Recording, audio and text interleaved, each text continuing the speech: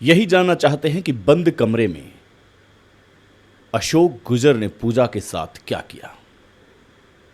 नमस्कार, आपका स्वागत है प्राइम टाइम में। अब वक्त हो चला है क्राइम सीन को सही से समझने का। हमारा मकसद है कि हम आप तक वो सटीक जानकारी दे सकें ताकि देश और दुनिया में घटित क्राइम घटनाओं को देख करके आप और हम सजग व सावचेत रह सकें। मेरी तमाम खबरों को देखने के लिए, दिन भर की बड़ी खबरों को देखने के लिए आप लोइन एक्सप्रेस पर मुझे देख सकते हैं। आज की घटना की स्टार्टिंग 15 मार्च 2021 को होती है। 15 मार्च 2021 पूजा की जिंदगी में वो दिन था जिस दिन वो अपने आप को ऐसा मान रही थी कि आज शायद उसकी जिंदगी में एक नया दिन उदय होने वाला है, लेकिन उसे इस बात का पता नहीं था कि आगे चल कर के क्या होने वाला है। पूजा की सहेलियां घर पे आया करती थी। शाम को संगीत का प्रोग्राम होता था और संगीत के कार्यक्रम के चलते पूजा से वो मस्ती भरी बातें भी किया करती थी। पूजा अक्सर उनसे कहा करती थी कि मैं ससुराल में जाकर के एक नया घर बनाऊंगी और मैं अपने ससुराल में सबको साथ लेकर के चलूंगी। संगीत का कार्यक्रम होता है, हल्दी, और इसके बाद में वो रस्मों रिवाजें, और फिर 15 मार्च 2021 को पूजा अशोक गुजर की हो जाती है। पूजा की शादी धूमधाम से की गई थी। जब शादी थी तब पूजा के पिता से अशोक गुजर की ओर से किसी प्रकार की कोई डिमांड नहीं की गई थी। न दहेज का लोभ था, न किसी प्रकार का कोई लालच था। इस बात से पूजा भी खुश थी और पूजा के माँ बाप भी बहुत खुश थे कि चलिए एक ऐसा घर मिला है जहाँ पर कम से कम दहेज का लालच तो नहीं है। लेकिन ये बातें मिथ्यात्मक होती हुई नजर आई। धीरे धीरे समय का पहिया घूमा और जैसे जैसे समय का पहिया घूमा वैसे वैसे पड़ताड़ना शुरू होती गई। कभी पूजा गुर्जर के साथ मारपीट की जाती तो कभी उसके साथ गाली गलौज की जाती। वो सूचनाएं भी आने लगती। पूजा फोन भी करती कि आखिर उसके साथ क्या हुआ है। सामंजस्य का दौर चलता रहा और देखते ही देखते न जाने ऐसा दौर कब आया कि उनके एक छोटी सी बच्ची ने जन्म लिया। वो बच्ची छोटी थी, लेकिन 9 मई 2026 को उसकी उम्र 3 साल की हो जाती है। 9 मई 2026 का वो काला दिन जो पूजा के पेट में पल रहा एक बच्चा जो 9 महीने का था और कुछ ही दिनों में वो इस दुनिया को देखने वाला था। शायद ये दिन उस बच्चे के लिए भी काला दिन था।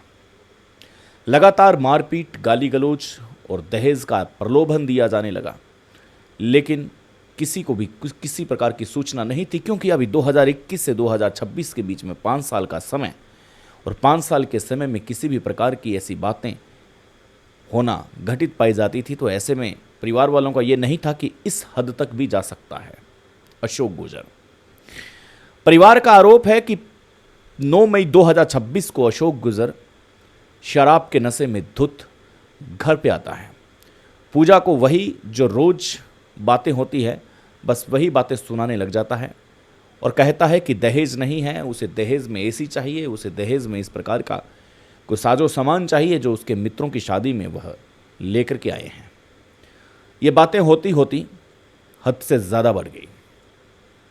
सबसे पहले पूजा के साथ मारपीट की गई, और जब मारपीट की गई उसके बाद में मन नहीं भरा तो अशोक गुजर ने पूजा को जहर दे दिया। अब जब जहर दिया तब वहाँ से अशोक गुजर फरार हो चुका था, लेकिन चिल्लाने की, चीखने की आवाज़ें लगातार पड़ोसी सुन रहे थे, पास में रिश्तेदार थे वो भी सुन रहे थे। वो आने के बाद में उसको जल्दी से हॉस्पिटल ले जाया गया। दौसा के एक हॉस्पिटल में उसको भर्ती करवाया गया। यहाँ पर आरोप है परिवार वालों का कि एक प्रधान जो कि अशोक का ही रिश्तेदार है, उसका दबदबा था। वहाँ पर जाते ही दौसा के एक हॉस्पिटल ने इन्हें कहा कि आप जल्दी से पूजा को जयपुर की ओर ले जाइए, जयपुर में रेफर कर दीजिए, क्योंकि जहर इसमें फैल चुका है, हमारे बस की बात नहीं है। लेकिन प्रधान का कासा प्रभाव होता है और इस प्रभाव के चलते उसने जिद की कि ये तो इसी हॉस्पिटल में ही रहेगी, कहीं नहीं जाएगी, इसी हॉस्पिटल में आप इलाज कीजिए, क्योंकि वो अच्छे से जानता था कि इसका इलाज यहाँ पर नहीं है और अगर वहाँ पर ये बच गई तो बहुत ही ज़बरदस्त तरीके से कानूनी बयानबाजी होगी और फिर पूरा परिवार जेल की सलाखों के पीछे जाएगा। ऐसे में उसकी ये चाल वहाँ पर चल गई और तब तक घर वालों को किसी प्रकार का कोई सूचना या फ़ोन कॉल नहीं था। पड़ोसियों ने जैसे तैसे करके मध्य रात्रि को फ़ोन करना उचित समझा। पूजा के घर वालों को फ़ोन किया कि आपकी बेटी ने आज बहुत बड़ी मार झेली है और उसको जहर भी कहीं ना कहीं पिला दिया है और उसके साथ मारपीट हुई है और वो हॉस्पिटल में है। लेकिन हॉस्पिटल में अशोक के रिश्तेदार जो कि प्रधान हैं वो जयपुर नहीं ले जाना चाहते, तो आप तुरंत यहाँ आइए। रात का समय था और बेटी का समाचार ये सुनकर के सब एकदम सब के सब चौंक गए थे और सब एकदम इस प्रकार से देखने लगे कि उसकी बेटी के साथ क्या हो गया। सबके हाथ कांपने लगे थे। लेकिन जैसे तैसे वो हॉस्पिटल की ओर बढ़ते हैं और हॉस्पिटल में जाने के बाद में वो देखते हैं कि पूजा की हालात तो बहुत ज़्यादा खराब हो चुकी है। माँ बाप आने के बाद में तुरंत एम्बुलेंस किया जाता है और उसके बाद में जयपुर की ओर ले जाया जाता है। जयपुर बड़े हॉस्पिटल में उसे भर्ती करवाया जाता है। डॉक्टर आधा घंटा बड़ा कोशिश करते हैं कि कम से कम इसके पेट में जो बच्चा है 9 महीने का उसको तो बचा लिया जाए, लेकिन इस कोशिश में वो नाकाम रहते हैं। पूजा भी अपनी ज़िंदगी को अलविदा कह चुकी थी और उसकी कोख में पलने वाला बच्चा 9 महीने का वो भी पूरी तरह से ख़त्म हो चुका था। डॉक्टर परिवार वालों को आके कहते हैं कि माफ़ करना, अगर आप आधा घंटा पहले आते तो हम हो सकता था कि दोनों में से एक ज़िंदगी को बचा सकते थे, लेकिन अब क्या हो, अब हाथ से तीर छूट चुका था। परिवार वाले पुलिस के पास पहुंचते हैं और जब जाहिर सी बात है कि जैसे ही जहर का कोई ऐसा मामला आता है तो हॉस्पिटल में पुलिस पहले पहुंच जाती है। लेकिन वहां पर बयान देने के बाद में परिवार वाले दौसा में भी थाने में जाते हैं, क्योंकि उन्हें शक था कि न तो वो जयपुर में और न ही दौसा के हॉस्पिटल में अशोक गुजर की उपस्थिति देखी। इधर उधर पूछने की कोशिश की गई कि जवाई कहाँ हैं, तो पता चला कि वो तो फरार है। तब अच्छे तरीके से वो भांप चुके थे कि हो न हो ये रोज़ लड़ाई हुआ करती थी और आज कम से कम ये इसने कांड कर दिया है और इसके वजह से ये घर से फरार है। 3 साल की बच्ची जो अपनी माँ को और अपने होने वाले भाई या बहन को देखना चाहती थी, उसने देखा तो क्या देखा, अपनी नंगी आंखों से अपनी माँ की अर्थी को उठते हुए देखा और उस अर्थी पे एक नन्ही सी जिंदगी जो जन्म लेना चाहती थी उसको भी अपनी आंखों से देखा। अंतिम संस्कार होता है, पुलिस कार्रवाई करती है और तफ्तीश में लग जाती है। पूरे परिवार के खिलाफ केस दर्ज किया गया है। पूजा ने जाते जाते कई ऐसे सवाल खड़े कर दिए।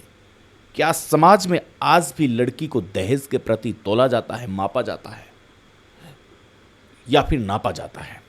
पूजा ने जाते जाते ऐसे कई प्रश्न किए। आज आपको और हमें पूजा के इन्हीं सवालों का जवाब देना है। सावचेत रहें, सतर्क रहें। आपसे फिर मुलाकात करेंगे। तब तक के